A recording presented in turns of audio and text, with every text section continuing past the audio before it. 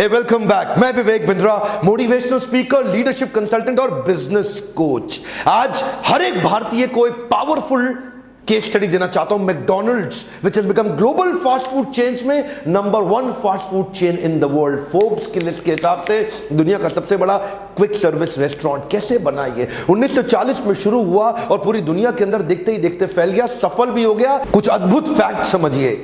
Most visited restaurant in the world 3 minute के अंदर burger बना देता है, मोस्टली 185 सेकंड्स के अंदर। दुनिया भर के अंदर 37,000 आउटलेट्स बना लिए हैं, 115 कंट्रीज के अंदर सर्व कर रहा है। बर्गर किंग आज तक 14,000 पे पहुंचा, ये 37,000 पे है। 68 मिलियन कस्टमर को रोज बर्गर खिला रहा है। 100 बिलियन बर्गर दुनिया में बेच दिए। पिछले साल $24 बिलियन का रेवेन्यू था। 4.25 लाख एम्प्लॉइज। और ये रोनाल्ड मैकडॉनल्ड है ना, ये सेंटा क्लॉज से ज्यादा फेमस हो गया बच्चों के अंदर। बच्चे सेंटा क्लॉज को भूल गए दुनिया भर में, उनको मैकडॉनल्ड याद रह गया है। हर एक भारतीय को ये वाली केस स्टडी पूरी देखनी चाहिए, शुरू से लेकर आखिरी तक 2-3 बार 4 बार देखिएगा। 100 बिलियन बर्गर से ज्यादा बेच चुके हैं। मेरे को समझ में नहीं आ रहा है, ये 7.5 बिलियन की टोटल पॉपुलेशन, ये 100 बिलियन से ज्यादा बर्गर बेच गए। इतनी स्पीड ये कैसे किया? बहुत सारे पॉइंट शेयर कर सकता हूं, लेकिन क्योंकि वीडियो लंबा हो जाता है तो आज मैं आपको 7 स्ट्रैटेजी शेयर करूंगा। और आज की पहली स्ट्रैटेजी है power of systems and repeatability. एक बात को समझिए, कंपनी के मालिक रे क्रॉक ने अपने शुरुआती दिनों में ही 1940 में ये पहचान लिया था कि मुझको स्पीड चाहिए, लेकिन स्पीड तब तक नहीं आएगी जब तक रिपीटेबिलिटी नहीं आती। ये रिपीटेबिलिटी क्या है? देखिए, किसी भी बिजनेस को बड़ा करने का पहला रूल क्या है? स्केलेबिलिटी रिपीटेबिलिटी के बिना नहीं आती। इसमें बड़ी ताकत है, इसमें बड़ी पावर है। एक बड़ा इंटेलिजेंट शेफ की जरूरत नहीं है, एक बड़ा जूनियर एम्प्लॉय भी उसी बर्गर के प्रोसेस को रिपीटेबल तरीके से सेम कंसिस्टेंट टेस्ट से आपको बना के खिला सकता है। अगर डुप्लीकेबिलिटी और रिपीटेबिलिटी आपके सिस्टम में आ जाती है तो आपका बिजनेस बड़ा करना तुरंत आसान हो जाता है। Model and method, format and system of business. ये जो मॉडल और मेथड और फॉर्मेट और सिस्टम है, ये क्या है? ये बनते ही ना अभी आप आराम से बैठ सकते हैं, आप देख सकते हैं, और आपका मॉडल मेथड बिजनेस का अपने आप बिजनेस को बढ़ाएगा। अब एक जूनियर एम्प्लॉय आएगा, सैलरी तो ज़्यादा लेगा नहीं, और फिर भी उसके बाद भी उसको बहुत स्पीड से वैसा ही क्वालिटी कंसिस्टेंसी के साथ बना के बेच देगा। ध्यान रहे, पहले ही पॉइंट में आपको फिर बता देता हूं हमारे लीडरशिप फनल प्रोग्राम के बारे में। जो लोग नहीं जानते, जो नए आए हैं हमारे इस चैनल पे, वो लोग जान जाएंगे कि हम लोग अपने लीडरशिप फनल के अंदर बिजनेस फॉर्मेट और बिजनेस के फ्रेमवर्क्स देते हैं। यूट्यूब पे मैं आपको नॉलेज दे देता हूं, यूट्यूब पे आपको वीडियोस दे देता हूं। तो नॉलेज और वीडियो से कुछ तो काम चल सकता है, लेकिन जो इंप्लीमेंट करना चाहते हैं, जो लोग सीरियस एंटरप्रेन्योर हैं, वो बिजनेस के फॉर्मेट और फ्रेमवर्क सीखने के लिए, समझने के लिए इस 6 महीने के प्रोग्राम में हमारे पास आते हैं। रे क्रॉक शुरू में ही पहचान गए थे कि प्रोडक्ट जो है ना, वो मेरा प्रोडक्ट नहीं है, इधर मेरा बिजनेस का फॉर्मेट मेरा प्रोडक्ट है। देखो, वैसे तो देखो, बर्गर तो ठीक ठाक बना ही लेते हैं मैकडॉनल्ड वाले, लेकिन बर्गर अच्छा और भी कई लोग बना लेते हैं। वो जानते हो ना आप, चमन लाल, श्याम लाल, घनश्याम लाल, राम लाल, छज्जू लाल, छगन लाल, ये सब बर्गर बनाने वाले यहाँ पे घूम रहे, रेडी लगा करके, ठेला लगा करके, चटनी लगा के, बीच में टमाटर पनीर प्याज डाल के, और चटकारा लगा के लोग खाते हैं, मजा आ जाता है। लेकिन बिकता कहाँ है? उसी गली मोहल्ले में बिकता है, उसी गली के, वहीं के ही लोग आकर के उसका बर्गर खाते, दुनिया भर में नहीं फैल पाया। इसने क्या कहा, यार प्रोडक्ट तो कोई भी बना लेगा, बर्गर में वो बात नहीं रह गई अब कि बर्गर के कारण दुनिया में आप जाओगे बिजनेस फॉर्मेट के कारण। ये बोले मैं सारा ध्यान लगाऊंगा बिजनेस फॉर्मेट पे, बिजनेस फॉर्मेट मेरा प्रोडक्ट है, प्रोडक्ट मेरा प्रोडक्ट नहीं है। ये रिपीटेबिलिटी पे फोकस किए तो क्या बोले? Franchisee owner is my first, last and most important customer. ध्यान दीजिए, कम ऑन, ये चेयरमैन ने बोला, कंपनी के क्या बोला? फ्रेंचाइजी का जो ओनर, जो मेरा मैकडॉनल्ड का स्टोर चला रहा है, वही मेरा कस्टमर है, वही मेरा पहला कस्टमर, वही मेरा आखिरी कस्टमर, वही मेरा महत्वपूर्ण कस्टमर। क्या बोले कि अगर मेरा फ्रेंचाइजी का ओनर को मैं सफल बना दिया, बर्गर बनाना सिखा दिया कि उसकी मेहनत लगे कम, उसकी प्रॉफिटेबिलिटी ज़्यादा, वो ज़्यादा बर्गर बना के बहुत स्पीड से बढ़िया बेच जाए कंसिस्टेंसी के साथ, तो मेरे को फैलाना आसान हो जाएगा और मुझे उन पे मेहनत नहीं लगानी पड़ेगी। ऐसा मेथड, ऐसा फॉर्मेट बना दूं। ध्यान दीजिए, इनको पता था बर्गर तो सारे ही बना लेते हैं, बर्गर में तो मैं कुछ नया ला ही नहीं सकता, बर्गर तो हर कोई बना लेगा। मेरे बिजनेस के फॉर्मेट से मेरा बिजनेस बड़ा हुआ। इसका फायदा क्या हुआ? नंबर ऑफ रेस्टोरेंट ग्लोबली इनके बढ़ गए, ग्लोबल प्रॉफिटेबिलिटी और ग्रोथ ऑफ सेल्स दोनों बढ़ गई, ऑपरेशनल एक्सीलेंस क्रिएट हो गया, प्रोडक्ट का स्टैंडर्डाइजेशन हो गया और लोअर ऑपरेटिंग कॉस्ट रह गई। दूसरा मेरा पॉइंट है स्ट्रैटेजिक वैल्यूज, QSCNV। ये इनका फॉर्मूला है, QSCNV। क्या मतलब होता है QSCNV का? मतलब पहला है क्वालिटी। क्वालिटी मतलब बर्गर का टेस्ट एकदम बहुत बढ़िया क्वालिटी बर्गर बनाना है, इनको क्वालिटी के अंदर कोई कॉम्प्रोमाइज करना नहीं है। और दूसरा पॉइंट है S का मतलब सर्विस। इनको बहुत स्पीड के साथ सर्व करना है बर्गर। आप ऑर्डर दो बर्गर लो, ऑर्डर दो बर्गर लो, ऑर्डर दो बर्गर लो। ये इतना तेज बर्गर सर्व करते हैं, इसी के लिए जाने जाते हैं पूरी दुनिया के अंदर। और तीसरा है क्लीनलीनेस। क्लीनलीनेस, इनके किसी भी आउटलेट में, दुनिया के किसी भी देश में चले जाओ, क्लीनलीनेस आप एक्सपेक्ट कर सकते हो। आप पहले ही मान सकते हो कि आपको रेस्टोरेंट हमेशा ही क्लीन मिलेगा, सफाई की दिक्कत नहीं रहेगी। और चौथा है वैल्यू फॉर मनी, वैल्यू यानी कि इनका जो प्रोडक्ट है वो अफोर्डेबल है, महंगा कभी नहीं पड़ता, वैल्यू फॉर मनी पर काम करते हैं। जब भी इकोनॉमिक डाउनटर्न आया, इनकी अफोर्डेबिलिटी ने इनको बचा लिया। इनके मील इतने अफोर्डेबल हैं कि लोग जाकर के वहां पे अफोर्डेबल हैंगआउट के रूप में जाने जाते हैं, लोग वहां चले जाते हैं। मील अंडर 100 रुपी का टैग इनको मिला दुनिया भर में। आप समझ सकते हैं भारत के अंदर जब भी रेस्टोरेंट की क्लासिफिकेशन होती है तो मैकडॉनल्ड को 100 रुपए के अंडर की कैटेगरी में रखा जाता है कि अगर आपके पास 100 रुपए से कम है तो मैकडॉनल्ड में आपको भोजन मिल सकता है। कंसिस्टेंटली अपनी एबिलिटी को बनाए रखा है कि लो इनकम ग्रुप और मिडिल क्लास फैमिली को लगातार ही अट्रैक्ट करते रहे। तीसरा मेरा पॉइंट है begin with the internal marketing plan. ये इंटरनल मार्केटिंग प्लान थोड़ा सा अलग चीज है। ये क्या, ये अपनी पीपल डेवलपमेंट की बात है। देखो, मार्केटिंग प्लान से लोग समझते हैं कि बाहर सबको मार्केट करो ताकि लोग मेरे पास आए, लोग मेरे पास आए, बढ़िया मार्केटिंग हो जाए। ये क्या कहते हैं, बाहर की मार्केटिंग बाद में करो, बाहर के कस्टमर को बाद में बुलाओ, पहले मेरा अंदर का जो कस्टमर है ना, यानी कि मेरा अपना एम्प्लॉय, पहले उसके अंदर मार्केटिंग करूंगा। जब भी नया प्रोडक्ट लॉन्च करते हैं पहले अपने एम्प्लॉयज़ को खिलाते हैं, उनसे उनके फीडबैक्स लेते हैं, उनका बड़ा ध्यान रखते हैं, उनको कंटिन्यूसली ट्रेनिंग देते हैं, उनको कई प्रकार के, उनको फ्री खाना, मतलब कभी भी मैकडॉनल्ड का एम्प्लॉय कितना भी कुछ खाना चाहे उसको फ्री खाने के ऑप्शन है।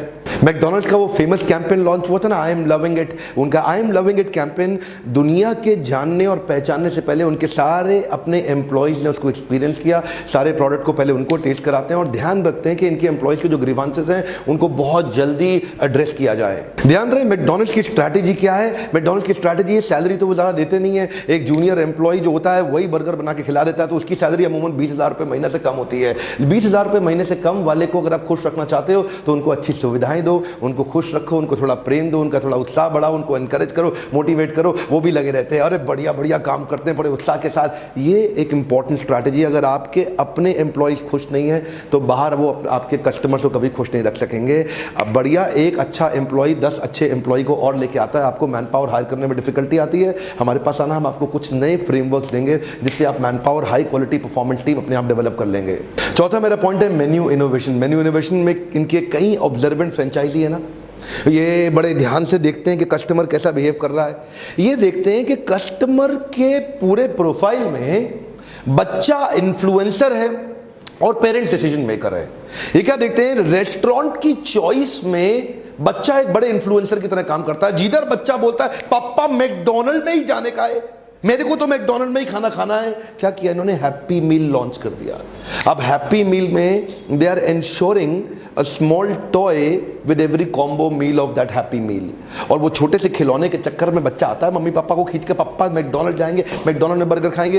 पापा भी कहते हैं ठीक है सस्ता है यार, चलते हैं, पूरा फैमिली आउटिंग हो जाएगा, अफोर्डेबल हैंग आउट हो गया। तो फादर देखो, इन्फ्लुएंसर को पकड़ा, डिसीजन मेकर भी आ गया। अब डिसीजन मेकर आया तो स्नैक मील में कन्वर्ट हो गया, मजे आ गए।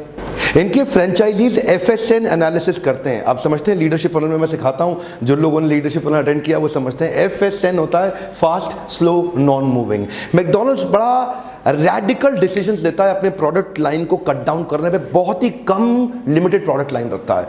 मैकडॉनल्ड्स ने बहुत जगह पे अपनी शुरुआत में जो बड़ी लंबी चौड़ी प्रोडक्ट लाइन थी उसको 50% ज्यादा कट डाउन कर दिया, बोला ये सारे माल बेचने ही नहीं। ये क्या कहते हैं, केवल वो बेचो जो बहुत तेज बिकता हो। One more time, come on, केवल वो बेचो जो बहुत तेज बिकता हो, बहुत लिमिटेड प्रोडक्ट लाइन, और उसी के अंदर अपनी एफिशिएंसी और इफेक्टिवनेस, एफिशिएंसी आ गई, स्पीड, इफेक्टिवनेस आ गया, टेस्ट यानी कि क्वालिटी, हाइजीन, वो बहुत दोनों पे फोकस करने के लिए इन्होंने अपने स्कोर बोर्ड बना लिए। और स्कोर बोर्ड्स के अंदर देखते हैं फास्ट कौन सा चल रहा है, स्लो प्रोडक्ट कौन सा, नॉन मूविंग कैसा। बहुत ज्यादा प्रोडक्ट लाइन रखने का फायदा कभी नहीं होता है। उन प्रोडक्ट पे फोकस करिए जिसमें आपकी स्पीड बनी रहे, इन्वेंट्री ब्लॉकेज कम रहे। देखिए मैं ना as a trainer, motivational speaker, आप लोग जानते हैं मैं देश भर में, दुनिया भर में कंटिन्यूसली ट्रैवल करता हूँ। पिछले साल मैंने 540 के नजदीक फ्लाइट्स ली थी, which was almost close to making Guinness book of world record for taking maximum flights in a year.